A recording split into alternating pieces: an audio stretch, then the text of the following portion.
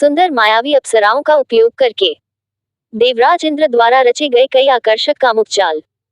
हिंदू पौराणिक ग्रंथों में कल्पना के विभिन्न रंगों के साथ दिलचस्प कहानियां बनाई हैं। समय में जमे हुए असामान्य जुनून के ये क्षण पुराणों में नए रास्ते और चरित्र बनाने में सक्षम है। अप्सरा प्रमलोचा और ऋषि कंदु के साथ उसकी रोमांटिक मुठभेड़ ने समय को कामुक आनंद की गिरफ्त में ले लिया।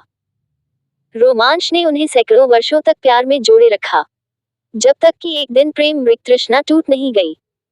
ऋषि कंदु ने अपनी तपस्या गोमती नदी के तट पर की थी। ऋषि कंदु वेदों के अच्छे जानकार थे और वांछित लक्ष्य प्राप्त करने के लिए कठिन तपस्या करने के लिए समर्पित थे। उनकी तपस्या बेहद चुनौतीपूर्ण थी। गर्मियों में कंदु ऋषि चिलचिलाती धूप में ध्यान करते थे और बरसात के दिनों में वे खुले आसमान के नीचे गीले कपड़ों में भीगकर बिना किसी बाधा के ध्यान करते थे। सर्दी के मौसम में वह बाहर की ठंड में ध्यान करते थे। उनकी कठोर तपस्या को देखकर देवेंद्र बहुत आशंकित हो गए और उन्होंने उनकी कठोर तपस्या को भंग करने का जिम्मा लेने का फैसला किया। देवराज इंद्र ने सबसे सुंदर अप्सरा प्रमलोचा को ऋषि कंदु की तपस्या को नष्ट करने के काम पर लगाया। अप्सरा प्रमलोचा गोमती नदी के तट पर ऋषि कंदु के आश्रम के पास पृथ्वी पर अवतरित हुई। ऋषि कंदु प्रतिदिन सुबह की प्रार्थना करने के लिए नदी पर जाते थे। कंदु की नजर मनमोहक अप्सरा पर पड़ी। कठोर ऋषि कंदु उसकी दृष्टि से विचलित हो गए। वह सबसे खूबसूरत अप्सरा प्रमलोचा की रोमांटिक आकांक्षाओं के आगे झुक गए। उन्होंने उसे अपना साथी बनने के लिए आमंत्रित किया और मंद्राचल पर्वत पर उसके साथ वैवाहिक आनंद में रहने लगे। अप्सरा और ऋषि कंदु प्रेम के आनंद में डूबे हुए थे और कामदेव और रति उन पर भरपूर आशीर्वाद बरसा रहे थे। ऋषि कंदु के साथ 100 वर्षों तक रहने के बाद अप्सरा प्रमलोचा ने उनसे देवलोक वापस जाने की अनुमति देने का अनुरोध किया। ऋषि कंदु अप्सरा के प्यार में पागल थे।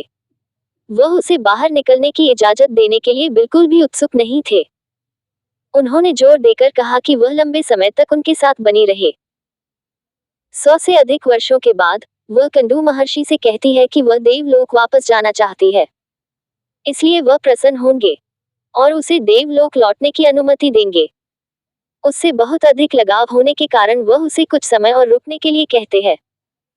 हर 100 साल में अप्सरा प्रमलोचा अपनी इच्छा रखती थी कि उन्हें पृथ्वी से देवलोक जाने की अनुमति दी जाए, लेकिन ऋषि कंदु इसे टालते रहे और उनसे अपना प्रवास जारी रखने का अनुरोध करते रहे। प्रमलोचा ने उसकी इच्छा मान ली और उनके साथ रहकर उनके सानिध्य में जीवन के सुखों का आनंद लेती रही और समय आगे बढ़ता गया। सैकड़ों वर्ष बीत गए। एक दिन शाम ढलते ही ऋषि कंदु ने शीघ्रता से प्रमलोचा को छोड़ने की तैयारी की। उन्हें हड़बड़ी में देखकर अप्सरा प्रमलोचा ने पूछा कि वह कहाँ जा रहे हैं। उन्होंने जवाब दिया कि यह उनका संध्योपासना करने का समय था, शाम की प्रार्थना अनुष्ठान, क्योंकि दिन समाप्त हो गया था। उनकी बात सुनकर अप्सरा प्रमलोचा उन पर व्यंग्यपूर्वक हंसी और उन्हें बताया कि कई 100 साल बीत चुके हैं और ऐसे कई संध्योपासना अप्राप्य हो गए हैं। ऋषि कंदु भ्रमित और अज्ञानी थे। उन्होंने अप्सरा प्रमलोचा से पुष्टि की कि उन्होंने उसे सुबह गोमती नदी के किनारे देखा था और उसे अपने साथ ले आया था। अब सूरज डूब चुका था और शाम हो चुकी थी। एक दिन खत्म होने को आया था। उसने जोर देकर कहा कि उसे सच कबूल करना चाहिए। ऋषि कंदु की अज्ञानता का जवाब देते हुए अप्सरा प्रमलोचा ने बीते हुए समय की सटीकता का खुलासा किया। ये सत्य है कि मैं प्रातःकाल आई थी, वह झूठ नहीं है। इसी प्रकार सैकड़ों दिन बीत गए।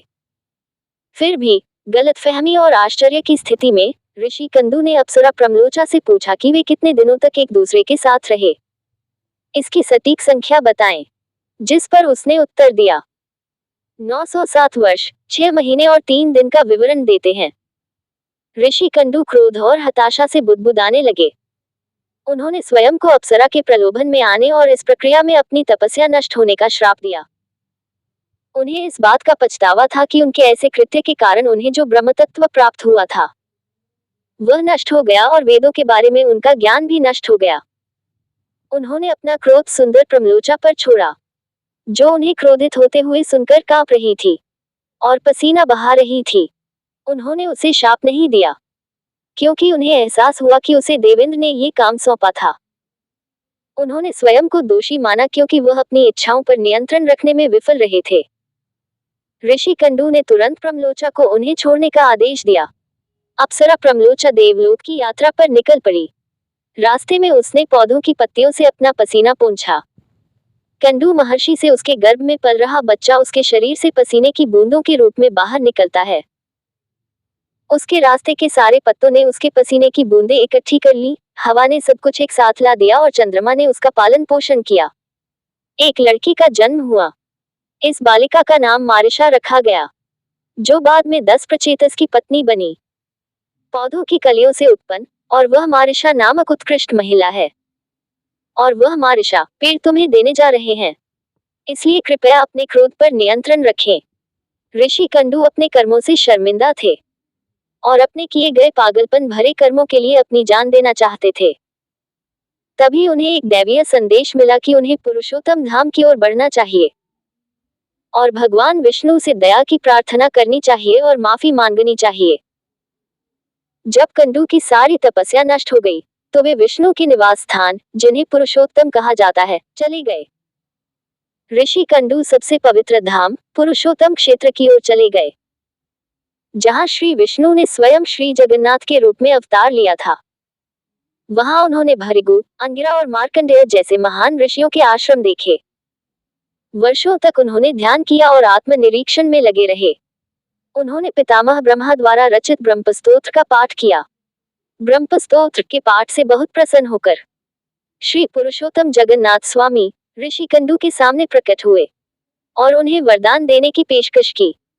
ऋषि कंडू ने उन्हें नश्वर संसार से पूर्ण मुक्ति प्रदान करने के लिए कहा। श्री जगन्नाथ ने भी यही अनुमति दी थी।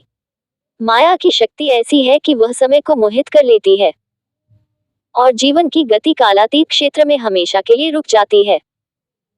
कई प्रभावशाली कल्पनाएं इंद्रलोक की दिव्य युवतियों द्वारा इतनी उत्कृष्टता से गढ़ी गई थी कि सांसारिक प्राणी गहरे गुप्त परिणामों वाले इन मीठे जालों से मुश्किल से बच सके। ऋषि कंडू 907 वर्षों से अधिक समय तक प्रमलोचा की संगति में आश्चर्यचकित रहे, केवल यह महसूस करने के लिए कि अप्रतिरोध्य प्रेम और वासना के वशीभूत होकर अपूरणीय क्षति हुई थी।